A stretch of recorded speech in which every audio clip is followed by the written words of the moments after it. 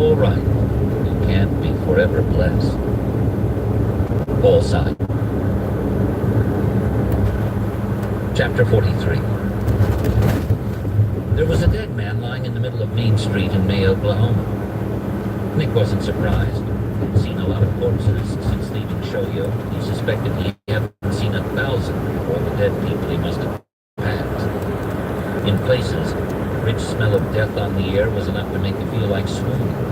One more dead man, more or less, wasn't going to make any difference. But when the dead man sat up, such an explosion of terror rose in him that he again lost control of his bike.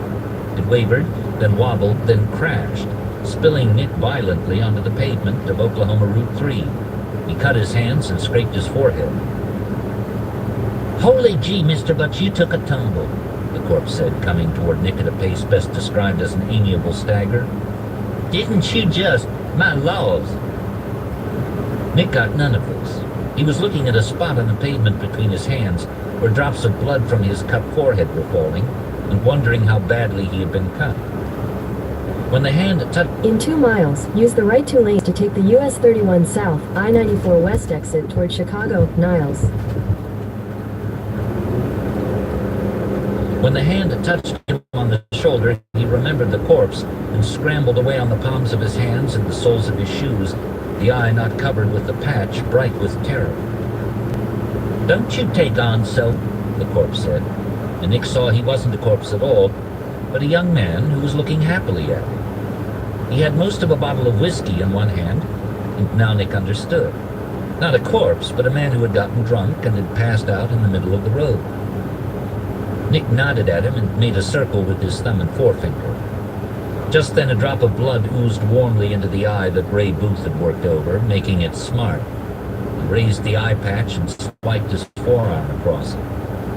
He had a little more vision on that side today, but when he closed his good eye, the world still retreated to something which was little more than a colorful blur. He replaced the patch and then walked slowly to the curb and sat beside a Plymouth Kansas Plates which was slowly settling on its tires. He could see the gash on his forehead reflected in the Plymouth's bumper. It looked ugly, but not deep. He would find the local drugstore, disinfect it, and slap a Band-Aid over. He thought he still must have enough penicillin in his system to fight off almost anything. In half a mile, use the right 2 lanes to take the US 31 South, I-94 West exit toward Chicago, Niles. Almost anything, but his close call from the bullet scrape on his leg had given him a horror of infection.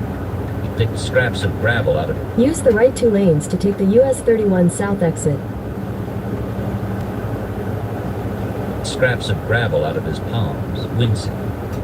Continue on US 31 South for 2 miles. Wincing.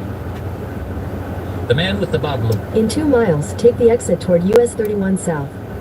Oh man, you can probably hear The man... for those of you here with me today, it's hard to kind of look at the screen while I'm driving too much. I glanced down to see if there's any comments or if anybody's here. Looks like someone's here. If you didn't hear Google, we're heading south on 31. Gonna just take a little trip with me, probably be on board for at least a half hour. We're listening to chapter 43 of The Stand. This is where Nick Andros meets the big dummy Tom Cullen. That spells Tom Cullen. And, we're going to be looking at the sunrise. Maybe there'll be a few clouds up there, give some pretty colors. Enjoy the ride, ask any questions you care to, notice them, I'll be happy to answer.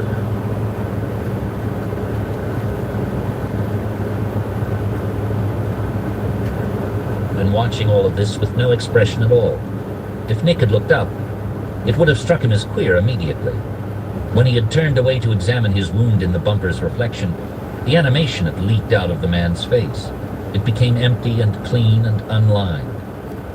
He was wearing bibballs that were clean but faded, and heavy work shoes. He stood about 5'9". In half a mile, take the exit toward US 31 South. He stood about 5'9", and his hair was so blonde it was nearly white. His eyes were a bright, empty blue, and with his corn silk hair, His Swedish or Nor... Take the exit toward US 31 South.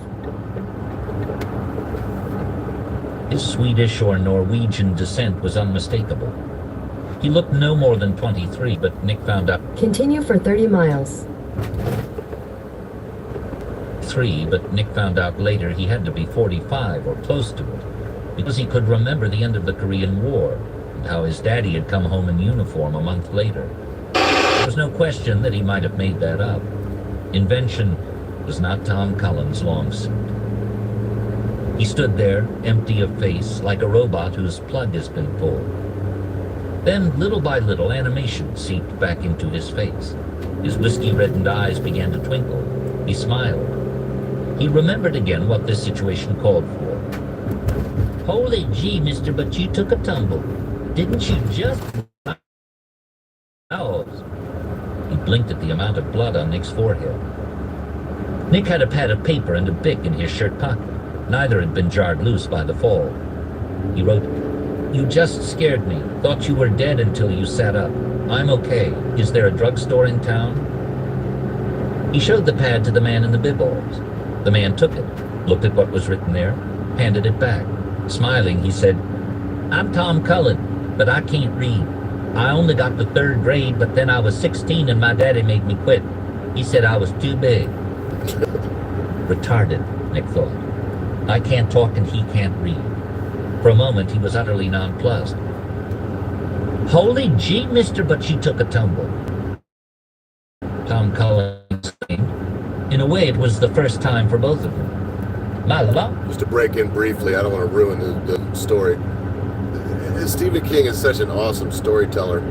In case you don't know the story of The Stand, I just want to... So Nick Andros, he's going through a town called Shoyo. This is before the plague, and you should know that The Stand is a story about a plague that wipes out about 90% of human beings on Earth, and then what happens afterwards. So Nick Andros is going through this little town called Shoyo. He's deaf and dumb, but he's not dumb at all. He's actually put himself through college, learned to read and write. He can read lips, but he's got a little money and he's traveling. He stops at a bar and has some drinks, and some of these town boys, they just don't like the idea of a dummy drinking at their bar. So they beat the ever-loving shit out of him, Ray Booth and Ray Booth's buddies. And to make a long story short, he ends up in the jail, but befriends the sheriff. They let him out, of course, because he didn't do anything wrong. They arrest the boys. Everybody dies.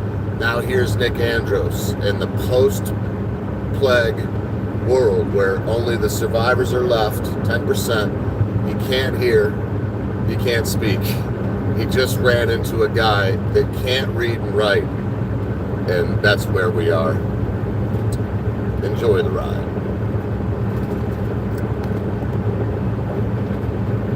Nick nodded, replaced the pad and pen, put a hand over his mouth again, and can't read. I only got to 3rd grade, but then I was 16 and my daddy made me quit. He said I was too big. Retarded, Nick thought. I can't talk and he can't read. For a moment, he was utterly nonplussed. Holy gee, mister, but you took a tumble, Tom Cullen exclaimed. In a way, it was the first time for both of them. My laws, didn't you just? Nick nodded, replaced the pad and pen, put a hand over his mouth again and shook his head, cupped his hands over his ears and shook his head, placed his left hand against his throat and shook his head. Cullen grinned, puzzled. Got a toothache?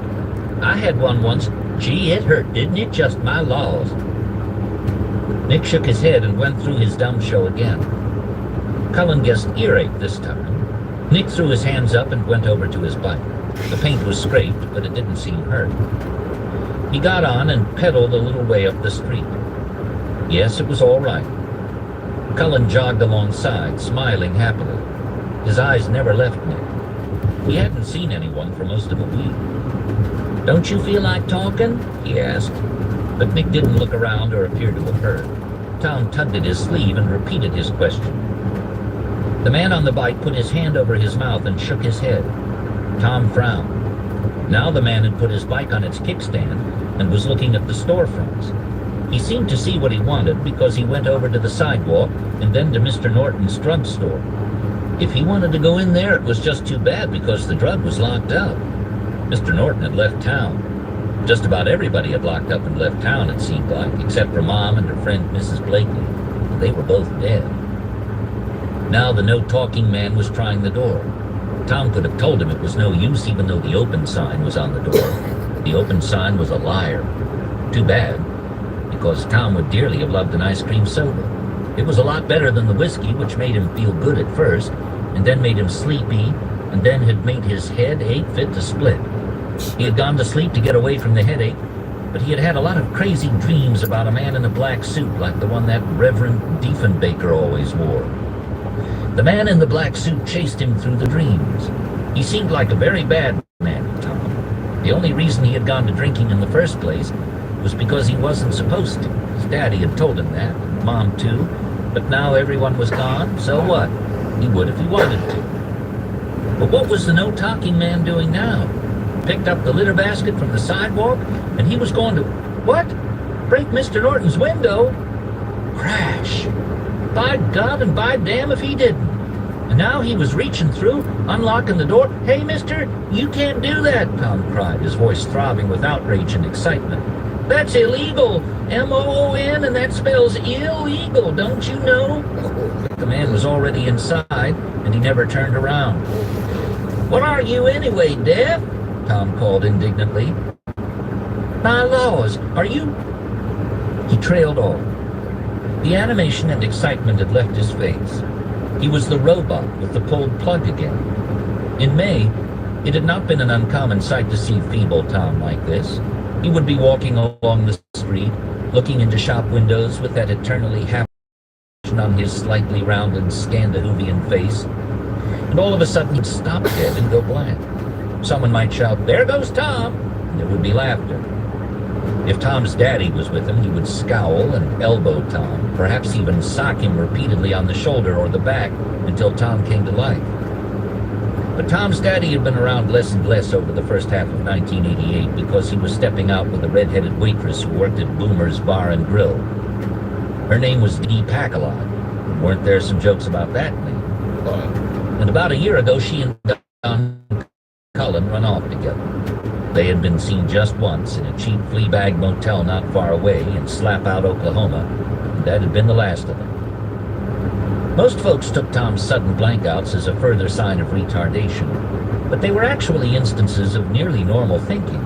The human thinking process is based, or so the psychologists tell us, on deduction and induction, and the retarded person is incapable of making these deductive and inductive leaps. There are lines down somewhere inside, circuits shorted out, fouled switches. Tom Cullen was not severely retarded, and he was capable of making simple connections. Every now and then, during his blankouts, he would be capable of making a more sophisticated inductive or deductive connection. He would feel the possibility of making such a connection the way a normal person will sometimes feel a name dancing right on the tip of his tongue. When it happened, Tom would dismiss his real world, which was nothing more or less than an instant-by-instant flow of sensory input, and go into his mind. It would be like a man in a dark and unfamiliar room who holds the plug end of a lamp cord in one hand and who goes crawling around on the floor, bumping into things and feeling with his free hand for the electrical socket. And if he found it, he didn't always, there would be a burst of illumination, and he would see the room, or the idea, plain. Tom was a sensory creature. A list of his favorite things would have included the taste of an ice cream soda at Mr. Norton's fountain, watching a pretty girl in a short dress waiting on the corner to cross the street, the smell of lilac, the feel of silk. But more than any of these things, he loved the intangible. He loved that moment when the connection would be made. The switch cleared, at least momentarily. The light would go on in the dark room. It didn't always happen. Often the connection eluded him. This time it didn't. He had said, "What are you anyway, deaf?" The man hadn't acted like he heard what Tom was saying, except for those times he had been looking right at him. And the man hadn't said anything to him, not even hi. Sometimes people didn't answer Tom when he asked questions because something in his face told them he was soft upstairs. But when that happened, the person who wouldn't answer looked mad or sad or kind of blushing. This man didn't act like that. He had given Tom a circle made of his thumb and forefinger, and Tom knew that meant he doped. But still he didn't talk. Hands over his ears and a shake of his head. Hands over his mouth, and the same. Hands over his neck, and the same again. The room lit up. Connection made. "My laws," Tom said. The animation came back into his face. His bloodshot eyes glowed. He rushed into Norton's drugstore, forgetting that it was illegal to do so. The no-talking man was squirting something that smelled like Bactine onto cotton, and was then wiping the cotton on his forehead. "Hey, mister," Tom said, rushing up. The no-talking man didn't turn around. Tom was momentarily puzzled, and then he remembered. He tapped Nick on the shoulder, and Nick turned. "You're deaf and dumb, right? Can't hear, can't talk, right?" Nick nodded. And to Well, that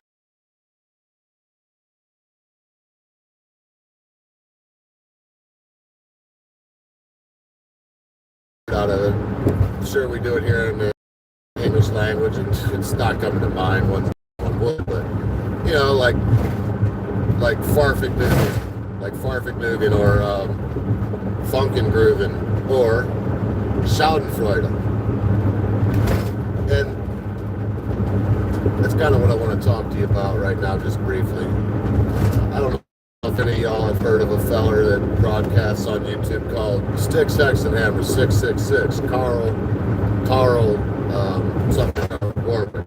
Carl Warwick. And, I listen to the guy. He's one of the people I go to for my news. He's concise, pretty straightforward, usually has a pretty good take on things. I mean, he always has a good take on things. I just don't always agree with it, as you never agree with everybody all the time, unless you're a time or a sheeple. So, here's the point. Schadenfreude is okay. I mean, you're with your buddies, you're playing a round of golf. Let's just say, for example, maybe you don't play that, I was going to say a word that I don't know if you would like, but maybe you would play that Light of the Loafers game. I've played it before, it's fun. And you and your buddies there, you got to force them going. That doesn't sound good. You and your buddies got to force them. Anyway, let me carry on. I'll keep cracking jokes and trying to point out the puns. So you and your buddies there, you got to force them going. And, somebody's up the tee and whack with the, one wood, whack. And he slices it so bad, it hits one of your buddies. We won't say in the groin, because that might ruin the reproductive capability, but it's one of the men there in the knee. Everyone laughs, right?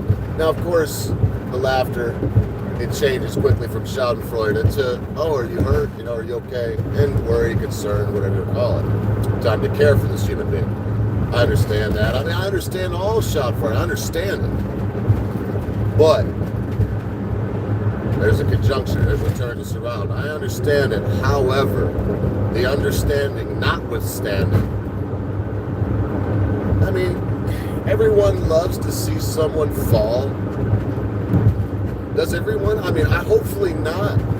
But I'm looking at this nice fella. He's a nerd. I'm not even going to lie to you. If I was to go as far back as when I was an ignorant teen, testosterone pumping, I was just a freak of nature as a child and hung out with other freaks of nature, and we looked down on people, whatever. Maybe I wouldn't have hung out with him in high school, is what I'm trying to say. But the guy is a guy. He grew up to be a decent human being. Very strange beliefs. He talks about having talismanic, protection over Donald Trump. It's weird. Whatever. Why would we want to see someone fall? I mean, okay, trolls are trolls. Trolls gonna troll, and you have that 10%. But then I'm watching, it's not even. I've noticed names that I've read in the comments and I've seen in the live comments that are suddenly, went from a clanker to a stanker. They just suddenly completely hate the guy, or want to, speculate about he's really a closet drunk. And look, don't hate the messenger because of the message. I'm not even going to say he doesn't drink. I seen him have a glass of wine the other day. on a stream. He was so visibly tipsy after that I'm going to say the guy, it's one of two things. Either drank so much his liver's crushed and his one drink will send him blotto, or my guess is he doesn't drink, and that glass of wine did what it'll do to somebody that's 135, 140 pounds at 6'1" or so, and it just drinks that booze. Look, this is probably boring. I just wanted to, so I'm not going to dwell on it. I'm going to say this last few words and then probably play the rest of this chapter before I cut y'all loose. I'll let the sun rise right up and finish this chapter out. If you know Stick, Sex, and Hammer and you hear this, go by and offer him a word of encouragement. Because yes, the rumors are true. He went down to Louisiana, to Nolens, and to see a girl, I reckon, and now he's accused of domestic battery. It looks like by his new videos. He's a smart fella. He's not talking about it. He's not even mentioned what it's for. People have put stuff up in his comments. I know he sees this stuff. He's a very fast reader. Say what you want about the dude. The way that, the stolid, stoic way that he's handling this as he goes about doing his daily job, which to me is, I like what he does. It's a service to me. And I'll be honest, I'm not a big tipper or whatever in this, on this platform, so I don't even give him any money or anything.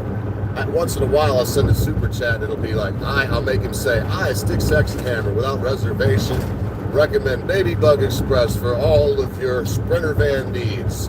Need to get your express freight there on time? Call the expediting services of the Baby Bug Express. Baby Bug Express, the best of the best, something like that. And so, but at that point, I've just taken a sheet out of, the Biltong book, King of Biltong's book, and time, and done that. So, if you know him, swing by, tell him you hope the best for him. And if not, go tell him to go hump himself in the back room while his grandmother watches. Whatever. I mean, whatever floats your boat in the end. But I'm going to say this without trying to sound like Camilla Harris or some other asshole altruistic wannabe, because they're not altruistic, politician, and say, a little bit of kindness in this world. Looking at someone and waiting for them to fall so you can gloat.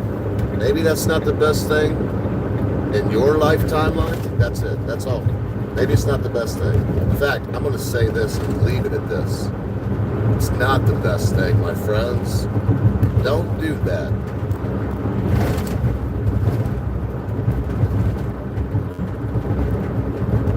Sort of amazing. He jumped into the air and clapped his hands wildly. I thought of it. Hooray for me. I thought of it myself. Hooray for Tom Cullen. Nick had to grin. He couldn't remember when his disability had brought someone so much pleasure. There was a small town square fronting on the courthouse, and in this square was a statue of a Marine tricked out in World War II kit and weaponry. The plaque beneath announced that this monument was dedicated to the boys from Harper County who had made the ultimate sacrifice for their country. In the shade of this monument, Nick Andros and Tom Cullen sat, eating Underwood deviled ham and Underwood deviled chicken on potato chips. Nick had an X of Band-Aids on his forehead above his left eye.